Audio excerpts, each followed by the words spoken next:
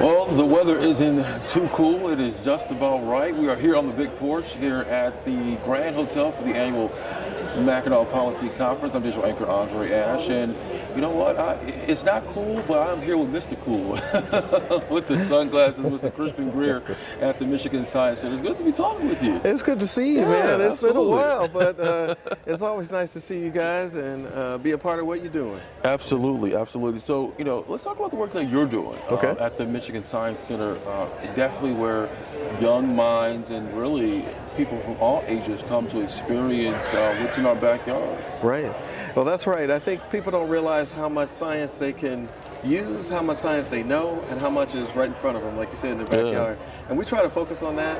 I think relevancy is critical. When things are relevant to you, they're meaningful. When they're meaningful, you remember them. When you remember them, they become part of who you are. You know? And we want science, technology, engineering, and math, and sometimes we add the arts in there, to be part of who the community is, and give them an opportunity to experience science, and as we say on our website, put you at the center of science. So that's what we're all about. You talked about relevancy. We're here at the Mackinac Policy Conference, a lot of different movers and shakers, people in power, people with money. But when you're in these rooms, you come here every year. What is the goal for you? What do you take away? What's the biggest takeaway for you? Well, you mentioned the money side of it, and as a 501c3 nonprofit organization, and those that are watching this that are working at those organizations, the financing, the funding, the grants are so critical. We have a lot of foundations here, so even besides the political figures, the business leaders that also support our organization, the foundations do a lot to really keep our organizations alive. And, over the last 3 years, it's been tough, to try to survive post-pandemic. And then we had, the flooding situation in Detroit, which certainly affected us as well. And we're excited to be a part of something like this because people don't realize that a lot of what's powering the economy right now is STEM. And where is that next generation going to come from? How do they get inspired? And more importantly, how do we get a more diverse, equitable workforce with kids that feel like this is something that they can do too? That's interesting that you say that because everyone's always talked about equity and getting access, but a part of that, being shown that math and science, engineering is cool, it's interesting, that it could be a pathway, is being exposed to it. And that's one of the things that the Michigan Science Center does well, is creating that exposure to what our world is all about. I could not agree more.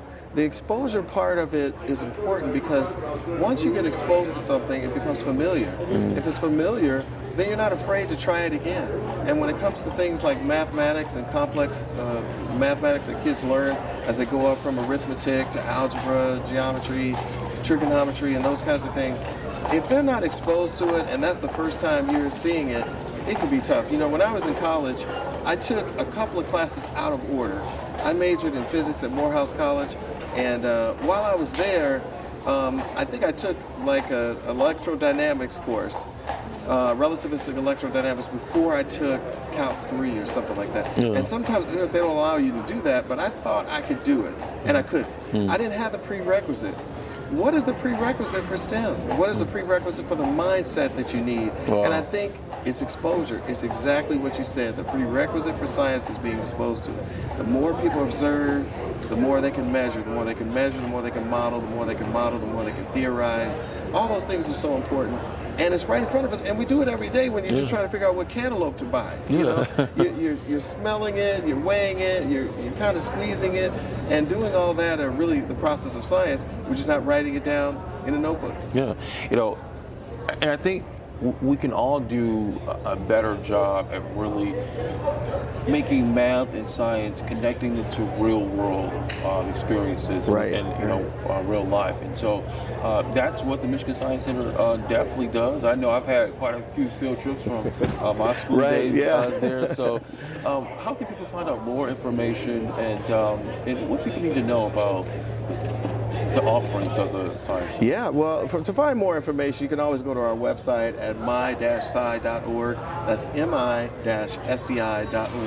When you go to the website, you see a lot of pictures and videos about the things that we have. You know, we're a mid-sized science center, but we're actually very well known. People don't know this, but we may. It would be nice to let the folks know that we were number 3 in the nation last year on the USA Today top 10 science centers in the country. Wow. And I think that's just like an amazing thing. The previous year we were number 2, so we slid back a little bit, but it's nice to be in the top 10 and be in the top 3 for several years in a row. And that's a real point of pride for us and a pride for Detroit, and a pride for Michigan for that matter. So it's a wonderful thing to see what we offer. And as a science center, what I was attracted to by coming here is that we had an IMAX theater. Not everybody has one of those. We have a planetarium. Some people have a planetarium, but they don't have an IMAX theater. We have both. And we have a Toyota Engineering 4D theater where people can experience things of traveling out in nature and these kinds of things in 4 dimensions. So there's water sprays, there's jets of air while you're watching the film. So it just kind of makes it feel like you've been there. I remember one of those experiences. Yeah, it's kind of a fun thing. Yeah, and I'm like, is it raining in here? Is it raining? Or a lot to clean up after each show, but it's worth it. And those are the kinds of things that get the kids, especially if you're urban kids, to be able to get out in nature and see some of these things you've never seen. Like a lot of people, when you think about the pyramids or the Amazon or Antarctica or under the sea, you have a visual representation of what that is, almost like you've been there. I feel like I've been to the pyramids. I've never been to see the Great Pyramid at Giza, but I've seen so many IMAX films that take you there, and I feel like I've been there. You feel like you've been there? Yeah, so it gives people an opportunity to do that. And right at home. Right at home, and it's all in the comfort of your own city, right? So it's just like you said, Andre, that exposure is critical. And I'll mention something else that has happened recently. We received a NASA grant, a prestigious NASA grant, and these are very hard to get. And this one we're partnering with the American Museum of Natural History, and you may not know the museum or their Rose Center Planetarium, but you do know the director of that planetarium is Dr. Neil deGrasse Tyson. Oh, wow, so we're partnering with Neil deGrasse Tyson's planetarium to do a thing with young people. It's really middle school kids. It's called Urban Skies Equitable Universe. And it's really empowering these kids to use a software technology called OpenSpace. It's open source planetarium software that was developed at the American Museum of Natural History in New York.